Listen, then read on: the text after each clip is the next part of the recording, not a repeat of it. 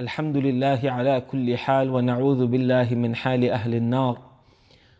اللهم لك الحمد حتى ترضى ولك الحمد إذا رضيت ولك الحمد بعد الرضا ولا حول ولا قوة إلا بك. اللهم صل وسلم وبارك وأنعم وأكرم على سيد الخلق حبيبنا وشفيعنا وقرة أعيننا محمد صلى الله عليه وسلم.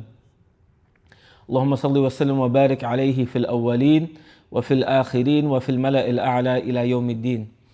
We begin by praising Allah subhanahu wa ta'ala and thanking Him. We thank Allah ta'ala at every beginning and at every end. We thank Allah subhanahu wa ta'ala for the seasons of ease and the seasons of difficulty. We thank Allah ta'ala for the times of health and the times of sickness. We thank Allah Jalla Jalaluh for all and every blessing that He's given us.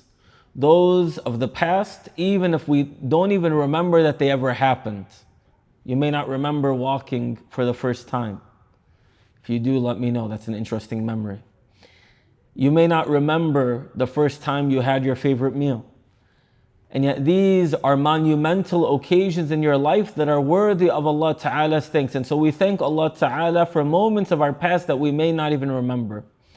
We thank Allah Jalla Jalaluh for moments of our present that we may not even be aware of. That, subhanAllah, because of the amount of blessings that we live in, that we may have become numb to the reality of some of that which Allah Ta'ala does for us. And so we thank you, O Allah, for the blessings that we don't even see, or the blessings we don't even see to be blessings. Because oftentimes we experience blessings and we might find them to be, we might acknowledge them or identify them to be other than blessings. And we thank you, O Allah Ta'ala, for the blessings of the future.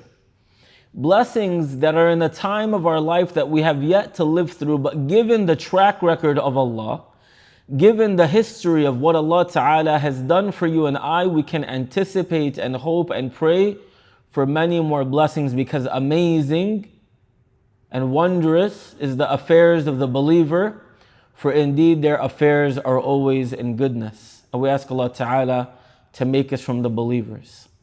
And we beg of Allah subhanahu wa ta'ala to send His peace and blessings upon our role model, our beloved, our teacher, our leader, Muhammad sallallahu alayhi wa sallam. And we ask Allah Jalla Jalaluh to make us from His followers and His lovers until the end of time. Assalamu alaikum wa rahmatullahi wa barakatuh.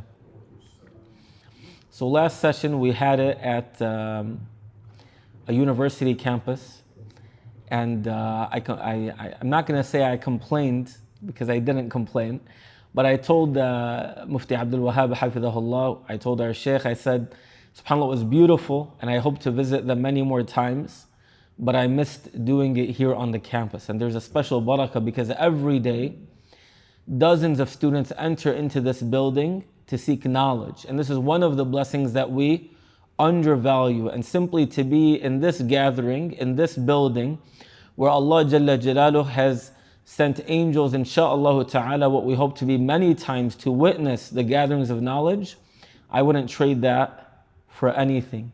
So we ask Allah Ta'ala to allow us to unite here again and again, and to allow our families and friends to join us for this gathering. Today's topic is an interesting one, because it is to discuss a topic that humanity has a tendency to avoid speaking about more than anything else. There's always stigmatized topic of discussions. We don't like to talk about sadness, mathalan, for example. We don't like to talk about, another thing that people are fascinatingly not interested in discussing often is finances, right? And yet, the most universally agreed upon topic that people avoid speaking about is what? Is speaking about death. Because death is the most real and raw and undebatable and undeniable part of humanity.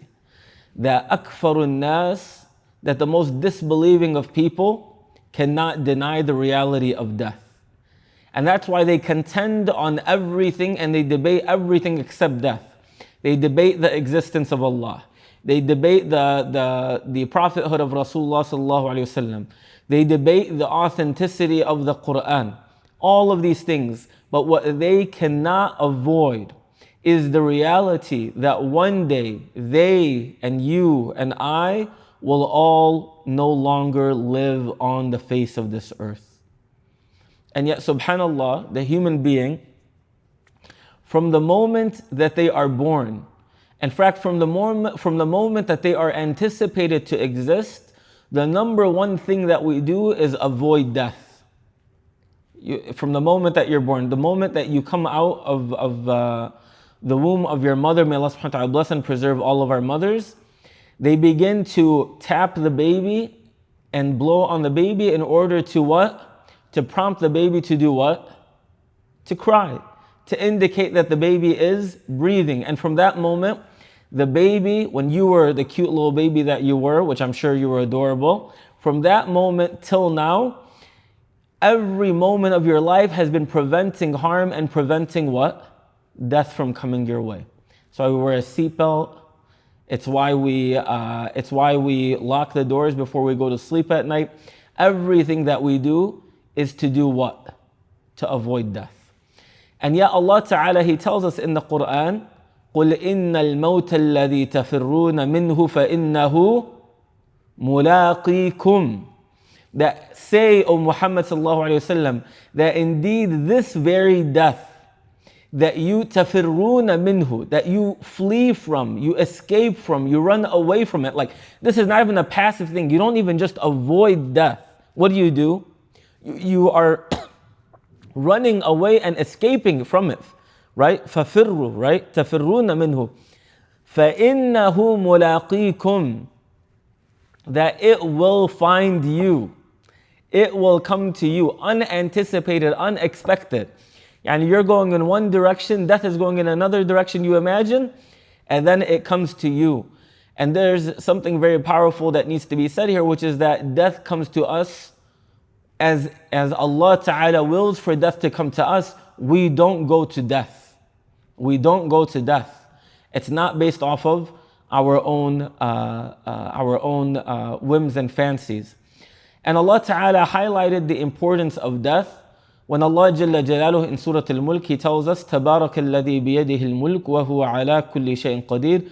Blessed is the one in whose hands, Surah Al-Mulk, which we read every night. And subhanAllah, what is the reward of reading Surah Al-Mulk? Who can tell me?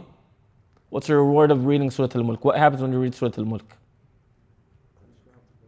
You're protected from the punishment of the grave. So subhanAllah, it connects with what we're talking about today. But Allah subhanahu wa ta'ala says in the first verse of Surah Al-Mulk, blessed is the one who in his hands is the entire kingdom of the heavens and the earth. People wake up every single day, you know what do they say? Another day, another dollar, right? You want to make the next dollar. You want to buy the next hijab. You want to get the next pair of shoes. The other day, like I got wasawis, I was like, man, I think I can get 5 pairs of shoes for this amount of money, and I can finally start the sneaker collection that I never needed. Right? Then I said A'udhu billahi minash shaitanir rajeem 3 times, and then I still want to buy those shoes, right? But like every day we wake up and we are wanting to do something big. To do what? To own some of this world, to attain some of this world. And yet what does Allah subhanahu wa ta'ala tell us? This whole world that we wish to own, Allah Ta'ala already owns it. This whole world that we wish to dominate, Allah Ta'ala already dominates it. This whole world that we wish to control. Why do we get upset with our children? Because they're not following our rules. What do we mean when we say they're not following our rules? That like we're pressing the button and it's not working. We're not able to control them the way that we want. We say the same thing about our spouses. We say the same thing about our family. Like if I had $1 for every time a person says, why can't my mom just be this way? I said, who are you to program your mother to be the way that you want her to be? Certainly there are times when our parents are problematic in the way that they are, but ultimately the human being is not in this world in order to own, is not in this world in order to control, is not in this world in order to dominate. The servant of Allah is in this world. The servant of Allah is in this world to be the servant of Allah. To be the servant of Allah. And Allah subhanahu wa ta'ala reminds us of that when He says, blessed is the one who in his hands, and Allah Ta'ala is above all analogies and parables, is everything of the kingdom of the heavens and the earth. وَهُوَ عَلَى كُلِّ شَيْءٍ قَدِيرٍ, and nothing at all is impossible for Allah. He's capable of all things. Then what does Allah subhanahu wa ta'ala say? الَّذِي خَلَقَ الْمَوْتَ وَالْحَيَاةَ, the one who created death and life. The Quran lists things in multiple ways. Sometimes Allah Ta'ala lists things in chronological order. الله الذي خلقكم من ضعف ثم جعل من بعد ضعف قوة ثم جعل من بعد قوة ضعفا وشيبة. Allah subhanahu wa ta'ala says, He created you weak, and then after weakness He gave you strength, and after strength He puts you in a state of weakness. This is chronological order. Then Allah subhanahu wa ta'ala, sometimes He lists things in a way to indicate not the chronological order of them, but to indicate to us what? The importance. And Allah subhanahu wa ta'ala says, the one who created death and life. Now, does death happen before life? No. Chronologically, life happens first. And yet Allah Ta'ala says, the one who created death and life, because nothing is more important than your state when you die. الَّذِي خَلَقَ الْمَوْتَ وَالْحَيَاةَ, because what defines you is who you are when you die and you go back to Allah subhanahu wa ta'ala. الَّذِي خَلَقَ الْمَوْتَ وَالْحَيَاةَ, the one who created death and created life. Why did He create death and why did He create life? لِيَبْلُوَكُمْ. This lam is called lam al-ta'leel, the lam of reason. Why did Allah Ta'ala create death? Why did Allah Ta'ala create life? لِيَبْلُوَكُمْ, to afflict you, to try you, to test you, to see which of you will be best in action. And so our topic of discussion today, inshaAllah ta'ala, in this brief time that we have, is that we will be talking about the reality of our deaths, and the disease of the heart that we're talking about is avoiding the reality of death. And we all know those people that we went to school with, who they have a big exam coming up, and they do everything and anything under the sun and over the earth to avoid studying for the exam that's not going to move. It's not going to change. And I was mentioning to our seeker students, may Allah subhanahu wa ta'ala bless them, that I had a teacher who refused to let us know when our exams were going to be. And there's no teacher that was more challenging for me than a teacher that refused to tell us when we were going to be tested. Allah Ta'ala, He tells us that our entire life is us being tested, but Allah Ta'ala does not let us know when the test will end. And when the test will end is when the grades come out. And this whole time is an extended test, because even though that seems, in the short-sighted thought process of a human being, a person can say, why would Allah Ta'ala make the test so long? But those of us that are just coasting through school, what does a long test give us? You all know. Not that any of you are coasting through school. What does a long test give us a chance to do? To bounce back, to recover, more chances to get it right, more chances to go back and change the answer, more chances to better our relationship with the houses of Allah, more chances to learn the Quran, more chances to start praying like the righteous, more chances to wear hijab, more chances to have a halal relationship instead of a haram one. Every moment of life is a test in anticipation of the ending of that with your death when grades come out. And we avoid death not because we are ignoring our lives, but because we are in the process of avoiding death, avoiding the results of what our lives have looked like. And so in reality, the believing woman and man, the believing men and women are a people that realize that death is not a problematic thing. Like if you look at the movies and if you watch your shows, death is always a moment of what? Sadness and devastation. But in our tradition, our outlook on death is not that. What is our outlook on death? Death is what? Death is simply a transition from one life to another life. And people who think that they hate death, in reality what it may be oftentimes, and there's a natural dislike for leaving this world, don't get me wrong, right? I don't want to make you all feel like you need to be wanting to leave this world. That's not the point here. The intent here is to say that the reality is that oftentimes when we hate death, what do we really hate? What we really have a problem with is who we are with Allah subhanahu wa ta'ala.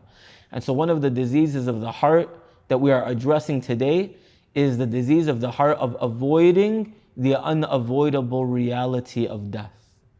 And learning that this is one of the greatest deceptions of the human being is to continuously avoid the reality of death. And notice, it's not about avoiding death. We are tasked with doing everything that we can to avoid dying, right? Allah Ta'ala gave us our life and it's an amana. So we eat healthy, we're supposed to exercise, we're meant to stay in safe places, we're meant to stay out of harm's way. So avoiding death is not problematic. But avoiding the reality of death, the irony of it all is a person that avoids the reality of death never really lives. Never really lives. Why? Because this is a person that has avoided and stayed away from the number one blessing that this world has to offer.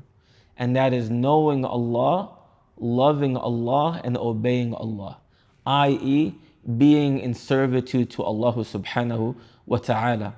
And Allah Jalla Jalaluh lets us know preemptively that you and I are going to die. Allah Jalla Jalaluh declares in the most undeniable of ways in the Quran, كُلُّ نَفْسٍ ذَائِقَةُ الْمَوْتِ, that every single human being will taste death. That moment of death will come to you and I. And subhanAllah, humans, and particularly young people, we have a tendency to conceptually look at death, maybe theoretically look at death, maybe even cognitively or emotionally think about death, but very rarely do we actually sit and think of our own death. And that is a moment that the believer is tasked by my beloved and your beloved to do every single day. The Prophet ﷺ, he says, أَكْثِرُوا مِن ذِكْرِ هَادِمَ اللَّذَّاتِ, excessively engage in the remembrance of the destroyer of pleasures. أَكْثِرُوا مِن ذِكْرِ هَادِمَ اللَّذَّاتِ, remember excessively the destroyer of pleasures, i.e. death. Why?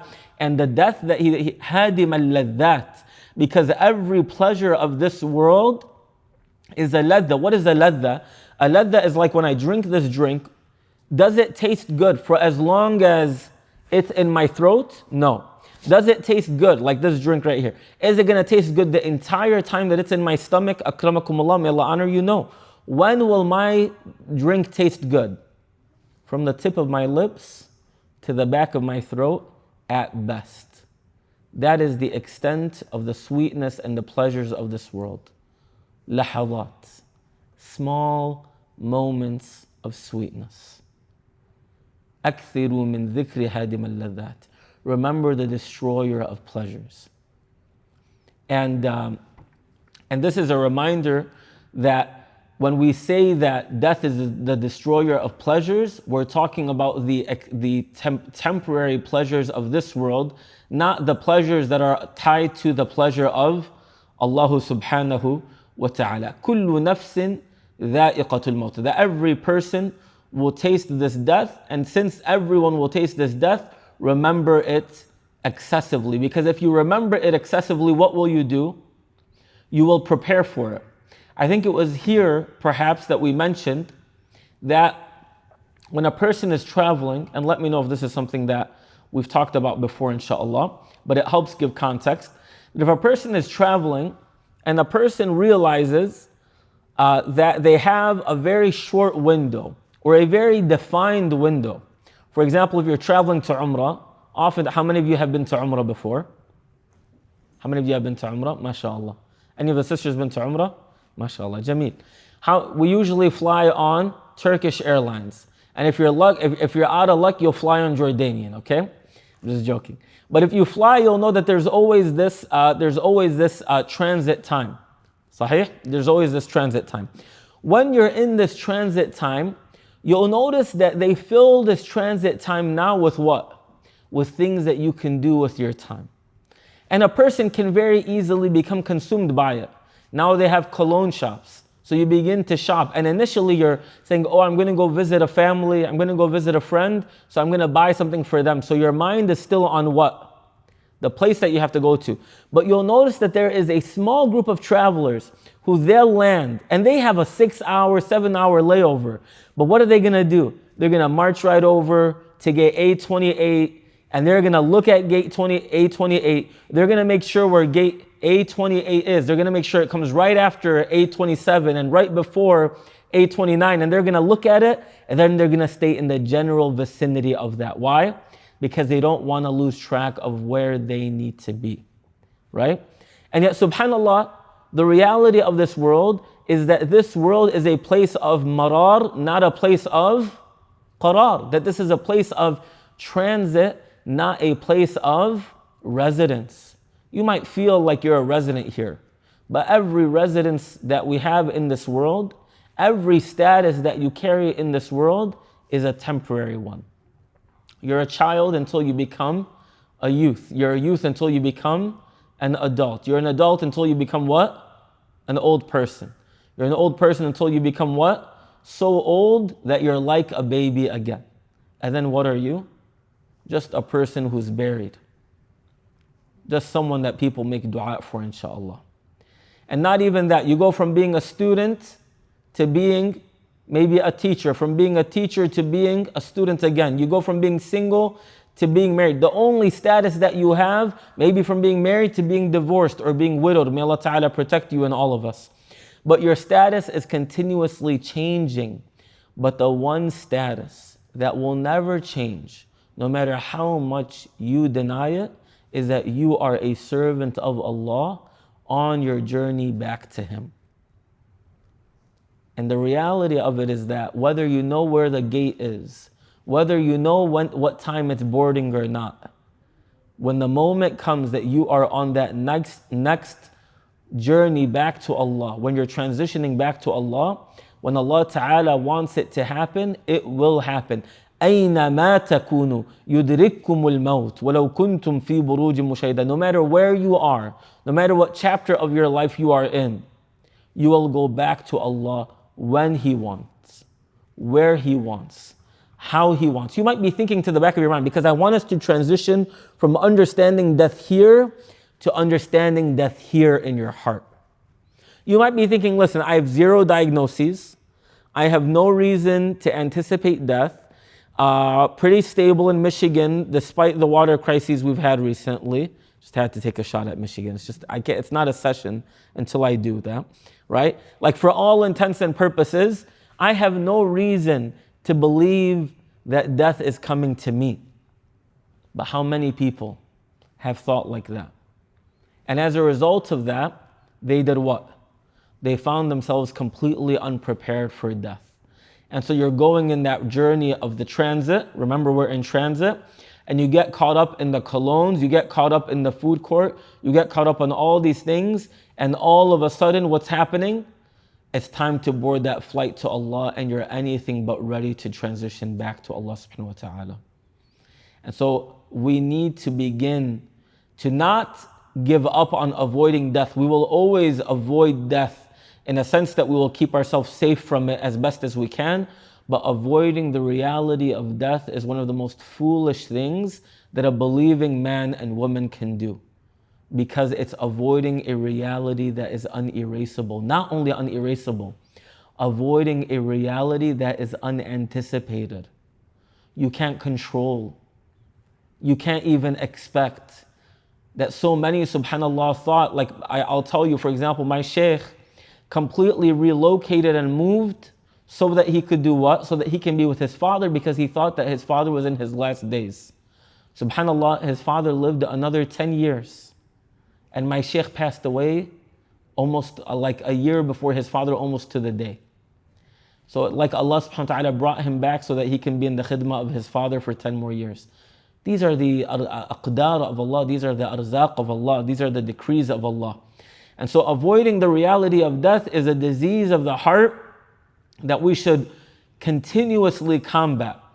And I want to invite you to think about we talk about defining avoiding the reality of death and the symptomology of avoiding the reality of death. What does that look like? What does it look like to avoid the reality of death? What does that look like? Non-rhetorical question. Yes, my sister. I'm sorry, I'm having a hard time hearing you.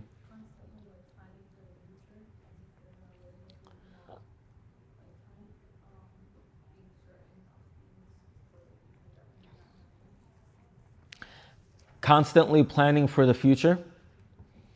Is it a problem to plan for the future?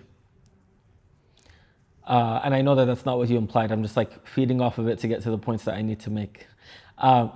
So is it planning for the future that's the issue? The sister said no. What is the issue? Living as if that future is guaranteed. Living as if that future is guaranteed. Assuming that you'll have that time. And that's why what are we taught? Plan your life as if you're going to live forever. But live your life as if you're going to do what? Die tomorrow or not make it till the end of the day. So how we plan our life, how we strategize, how we create a game plan for what our future looks like is like we're going to be around for another 100 years. And we ask Allah Ta'ala to give us an extended life in obedience. But the way that we live our life, the way that we interact with our families, the way that we speak with our spouses and children, the way that we engage with the Book of Allah and the way that we pray is indicative of someone who imagines and perceives that today may very well be the last day that I am on this earth. And one of the greatest symptoms of a person avoiding the reality of death is that by the looks of it, they don't think that they will die. ما أظن أن تبيد هذه أبدا وما أظن الساعة قائمة ولئن رددت إلى ربي لأجدن خيرا منها منقلبا. People will live immersed in their blessings, so much so that they think that nothing can interrupt the flow of their life looking the way that it looks. And wallahi, we've seen the world is so fragile.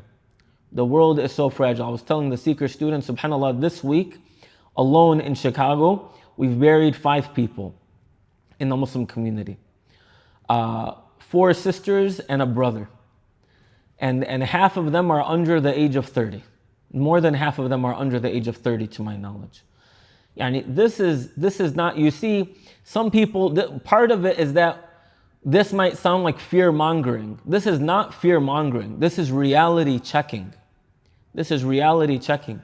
That if death is that unanticipated, then I need to take it seriously. The other thing is that people think that life is a lot longer than it actually is. People think that 70 years is a long time. And the Prophet ﷺ told us that what? That the majority of his ummah will live until the age of 60s and 70s, right? We ask Allah Ta'ala to give us an extended life in His obedience.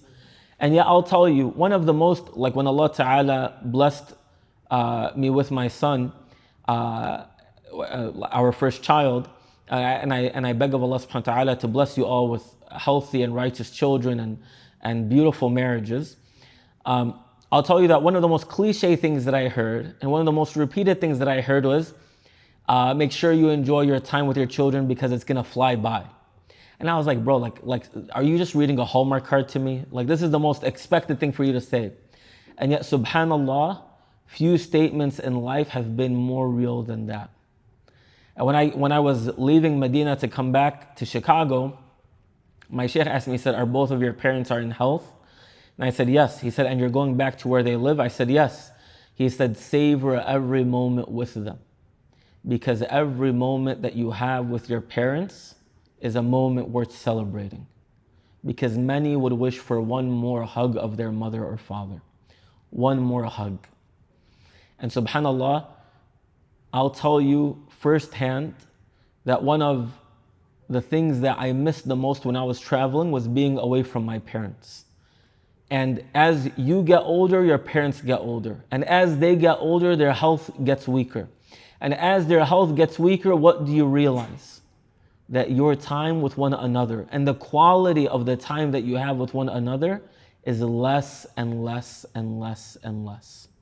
So to savor those moments, even if you're not the biggest fan of your mother and father, simply on the basis of them being a door for Jannah to you, that as your parents fade away from your life, that door to Jannah is fading away from your life as well. And that is why this reality of death necessitates that we do one thing. One particular thing that I wish to highlight, which is to differentiate between Dunya and al-haya. These are two separate things. Dunya, because people say, oh, like we're in like this tug of war between the dunya and the akhirah, the dunya and the akhirah, right? This is a thing that we feel. So dunya is the place that we live in. Haya is the life that we live, right? And akhirah is where we are going to, regardless of whether we like it or not. Haya is from al-hayy. Haya is from al-hayy. Your life is from the source of all life. And Allah subhanahu wa ta'ala gave you life so you can navigate the dunya in a way that prepares you for the akhirah.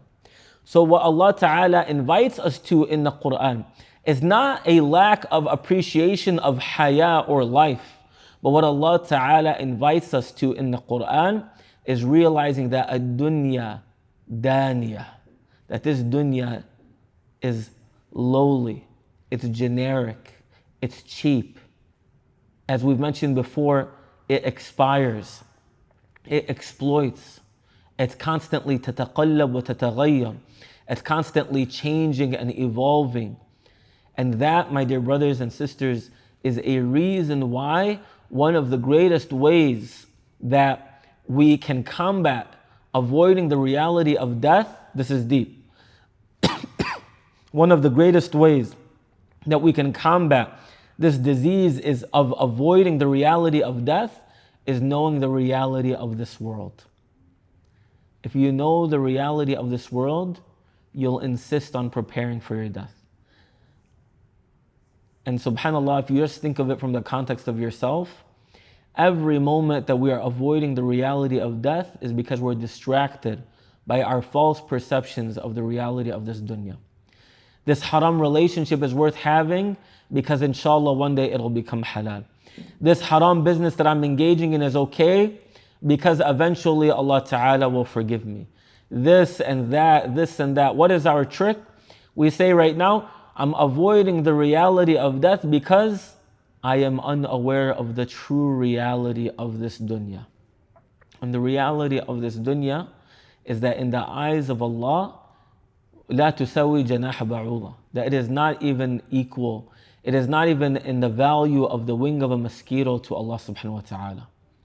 And yet here, subhanallah, we witness blood being spilled over land. We witness tragedy after tragedy, abuse and anger. So many of our arguments, if we think of them in the light of the akhirah, they're not worth having. But the problem is that we take the dunya too seriously sometimes. And you'll learn to let things go. You'll learn to move beyond the trivial matters of this world if your eye is on the prize, and that is who you are with Allah subhanahu wa ta'ala. And that's why Allah subhanahu wa ta'ala says in the very famous verse, اعلموا أنما الحياة الدنيا لعب ولهو وزينة وتفاخر بينكم وتكاثر في الأموال والأولاد. That this, he says, no, like this is a task that Allah gives you, my sister and my brother.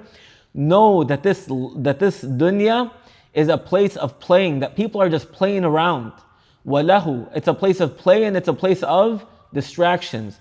Wazina, and it's a place of adornment, it's a place of decoration, i.e., the gift wrap is sometimes more beautiful than the thing that it's wrapping, right? لعب ولهو وزينة وتفاخر, and people are just flexing on one another. وتكاثر, and people are just collecting. People are flexing and people are collecting. SubhanAllah, you look through the history of humanity, when it comes to like the worldly definitions of success, this is the trend. What are people doing? They're playing instead of being serious. They're distracted instead of being what? Focused. Playing instead of being serious. La'ib. Lahu, they're distracted instead of being focused. Wazina, they're decorating instead of dealing with the realities of things. They're adorning and embellishing, right? Instead of dealing with the realities of things. Tafakhurun, they're flexing on each other instead of being humble with each other. Everyone's trying to one up the next person, right? Watakathur, and they're just collecting. And everyone is trying to have more than the other person. And this is the nature of this world. And so Allah subhanahu wa ta'ala says, know this, because if you know the reality of this world, and this is going to get a little bit uncomfortable, and forgive me for this. If you know the reality of this world, you'll know that the reality of this world is that it is not worth living in this world in pursuit of this world. And please make sure you take this the right way. It is unwise to live in this world for the sake of this world. And only the foolish will live in this world for the sake of this world. But the successful are those who realize that we live in this world, it's not even worth it. You just take any element of this world. You earn your degree, it only makes you enough money, so much so. You live in this world for your good looks, the good looks that you live with, you'll find them slowly fade away. You live in this world for the love of your life. Either you're going to bury the love of your life, or they're going to bury you, or they're going to disappoint you, or you're going to disappoint them. And let me break it to you, likely they will bury you and you will disappoint them and they will disappoint you. This is the reality of it.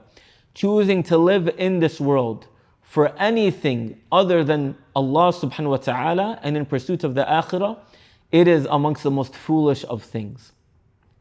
So much so that the dunya, the nature of this dunya indicates this.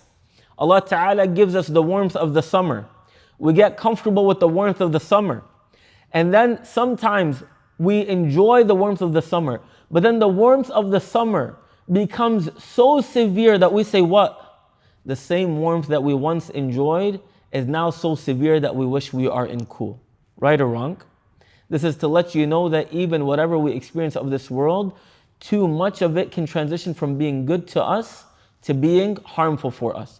You go to the cold, no matter how much you like snow and making a snowman and whatever the case may be, there's a point of time that you enjoy the cold, but there's a level of the cold of this world that when you get to it, it lets you know that this cold is too much and too unbearable. Everything of this world, even the food of this world, even the relationships of this world, if they are without limit, and if they become our purpose and our drive, what does the world do? It pushes you away. Almost like the food of this world, the water of this world, the warmth of this world, the cool of this earth is all pushing you away to say what? You are not here for me. You are here for Allah. You're not here for the stores that you're passing by on the transit. You have a flight to catch back to Allah. You don't know where that flight back to Allah is going to be. You don't know what time that flight back to Allah is. But you need to be on standby to go back to Allah when He wants. And so what is the second recommendation of the scholars? Is do not overly attach with the dunya. Do not overly attach with the dunya, because the dunya has a tendency to deceive you from the reality of itself and the reality of death. And the more that you are aware of the reality of this dunya, the true reality of this dunya, simply by knowing the reality of this dunya, you will become aware of the reality of death. Does that make sense? Are you guys with me? Fun topic of discussion today, mashallah. And that's why Allah subhanahu wa ta'ala, He tells us in the Quran, Ya ayyuhan nas. Allah Ta'ala doesn't even just address the believing women and men. Allah Ta'ala addresses humanity in its totality. He says, Inna wa'dallahi haqq. The promise of Allah is true. فَلَا تَغُرَّنَّكُمُ الْحَيَاةُ الدُّنْيَا. Then do not become distracted or disillusioned by this worldly life. وَلَا يَغُرَّنَّكُمْ بِاللَّهِ الْغَرُورِ. And do not be fooled by the one who truly wishes to fool you, which is Shaytan. So what does that mean? That means Shaytan gets up every single day with an intent to distract you from the reality of your death. Sometimes he'll make you feel stronger than you are. Sometimes he'll make you feel more stable than you are. Sometimes he'll make you feel that you have more time than you have. And subhanAllah, all of this is so you lose sight of the promise of Allah. What is the promise of Allah? That you will die. You know, when you bury someone, how many of you here, but if you're comfortable sharing, how many of you here have buried someone? Someone that you love or someone that you don't love? If you go to the cemetery, particularly for the brothers, you'll know that the moment is a very surreal one. And one of our mashayikh used to take us, rahmatullahi al jamia, and he used to make a point to go outside of the procession to get to the grave early. And he used to make me stand next to the grave. I was like, first of all, I'm scared of heights and there's a hole next to me. You really don't have to do this to me. Second of all, you really want me to just stand there and stare in the grave? And he said, yes, Tariq, I want you to stand next to the grave and I want you to imagine that it's yours. Because either I will see you to be buried or you will see me to be buried. We ask Allah subhanahu wa ta'ala to shower him with mercy and forgiveness. And we would sit there and we will look at this grave. And some of the Salaf, they even talking about digging the hole and sitting in the grave. Sitting in the grave. And just asking yourself, how ready am I? No blanket, no pillow, no home, no bed, no companionship, no friend, nothing, just you. And you have to ask yourself, have I lived a life? And I ask myself, that would allow this moment in the grave, when for all intents and purposes, that sounds like, let's be honest, it's cold outside, it's ridiculous, like you can't even stand outside for long. What would it take for that to be the happiest moment you've ever existed? You have to be someone great in the eyes of Allah.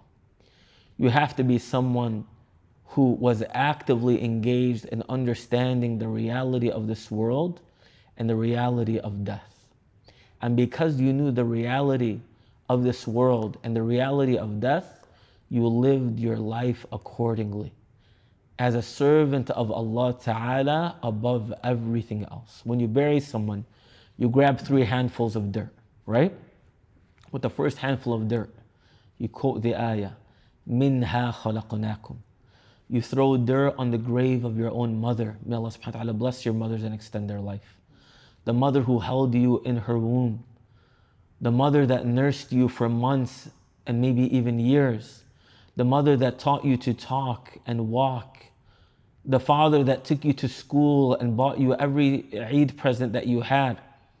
The parent that gave you advice, you will throw dirt on their grave, or they will do it to you. And what's the ayah that they say? مِنْهَا خَلَقْنَاكُمْ. From this dirt, you were created. وَفِيهَا نُعِيدُكُمْ. And to this dirt, you are placed yet again. وَمِنْهَا نُخْرِجُكُمْ تَارَةً أُخْرَى. And after some time, you will rise and be resurrected from this dirt again. And that's not because our mothers love us less or we love them less. It's not because the beloved are less than beloved to us. It's because the reality of this earth is such that the death that we avoid will be reached.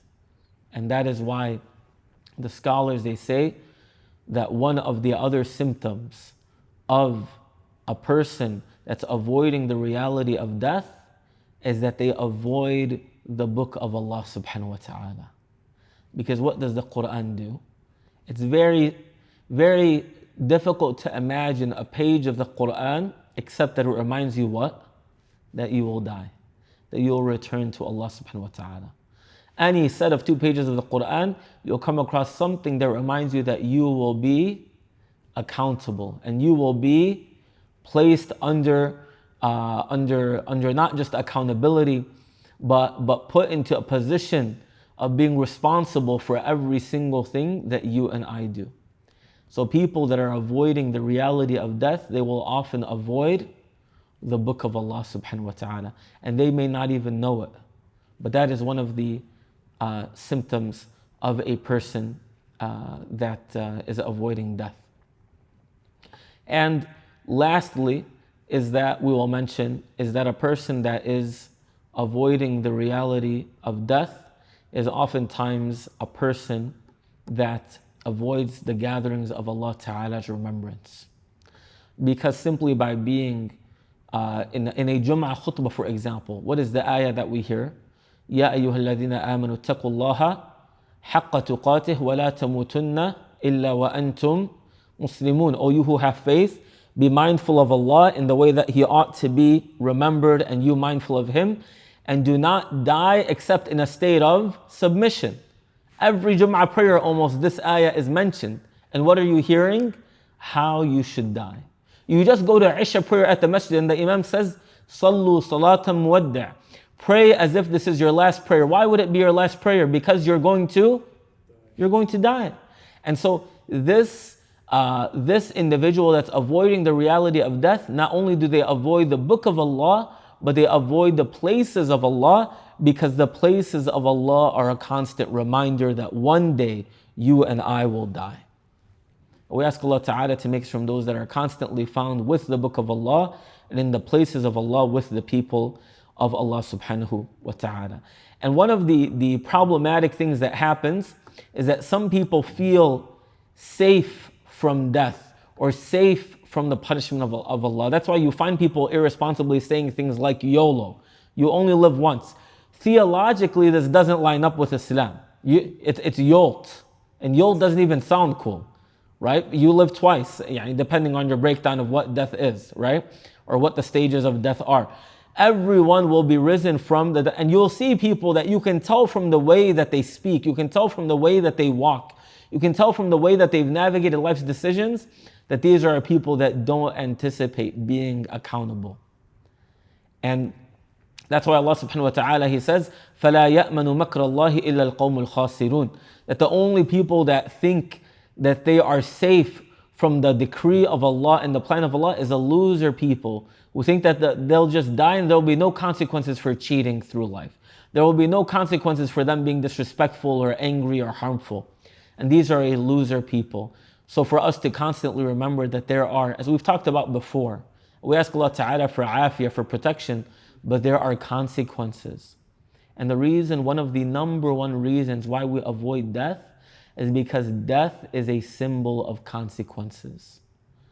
Because we are in a place called now Daru Amal, as Imam al-Ghazali rahimahullah ta'ala calls it. We are in Daru Amal, and then after Daru Amal is Daru Jaza. We're in the world of doing now, of actions, and after the world of actions, there will be the world of what? Accountability.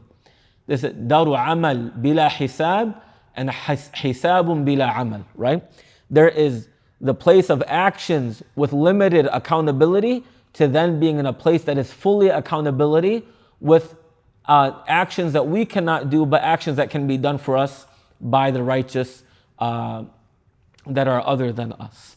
And so it is very, very, very important, my dear brothers and sisters. And wallahi, I advise you after I advise myself to be a people that are constantly making dua for their graves.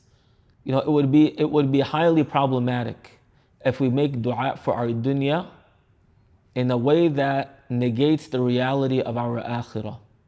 And the first stage of the akhirah is what?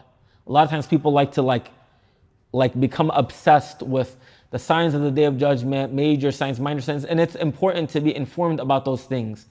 But there is a start to our akhirah that we need to understand is on an individual basis, that the beginning of my akhirah and your akhirah is with the moment that we are placed in our graves. And what will the people say? What do the people in their graves say? رَبِّ رْجِعُونَ. Oh Allah, send us back. One of the scholars, he told one of his students, what do you think the people in their graves would ask for? And the student said, a moment to worship Allah and obey Allah and please Allah. He said, then go ahead and do that action. Live that moment. The people in their graves would give up everything that this world has to offer just to make one sajda. One single sajda. That they would give a dunya wa ma fiha, everything that this world has to offer. We spend hours and months and years striving to attain some amounts of this dunya. And there's khair in it, inshaAllah, but not at the expense of losing sight of the reality of our grave. One day, one of the Sahaba radiallahu ta'ala anhum was seen standing by a grave. And subhanAllah, every time the grave was mentioned, this companion was known to become extremely emotional. And every once in a while, they would see him sitting by the graves making dua. And they ask him, why is the grave the thing that matters so much to you? He says, this is the first stage after we leave this world. If this is good, everything after will be good. And if this is good, then nothing after will be good.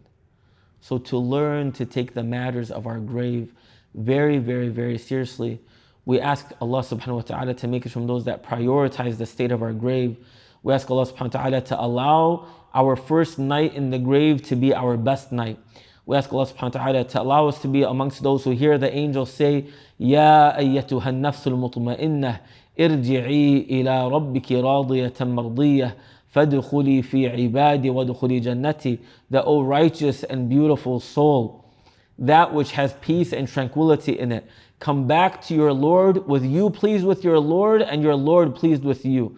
Enter into the gatherings of the righteous and enter into the gardens of Allah subhanahu wa ta'ala. We ask Allah subhanahu wa ta'ala to make us from those people. هذا والله أعلم وصلى الله وسلم وبارك على نبينا محمد وعلى آله وصحبه أجمعين وآخر دعوانا أن الحمد لله رب العالمين.